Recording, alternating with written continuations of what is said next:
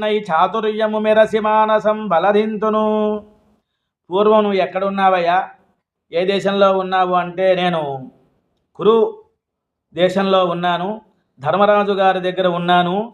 పురా ప్రాణ సమహ సఖ. సఖ అనేటువంటిది స్నేహితుడు అని అర్థం. దుఃఖంలోనూ సుఖంలోనూ ఉన్నవాడే సఖుడు అంటే స్నేహితుడు. అంతేనా? కాదు కాదు. ఇంకా ముందుకు వెళ్తే ఈ యొక్క దేహానికి సఖుడు ఎవరు అంటే ప్రాణమే. మనకి సుఖములోను దుఃఖములోను రెండిట్లోనూ ఖా ఉంది. సా అంటే కూడి ఉన్న, ఖా అంటే రెండిటిలోనూ ఉన్నది కాబట్టి సఖ అని అర్థం వస్తుంది.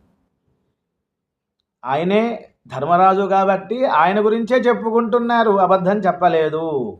నాయనా భీమయ్య, నీ సంగతి ఏమిటి అడిగారు ధర్మరాజు గారు భీముణ్ణి. అభిమానం ఎక్కువ, ఆహారం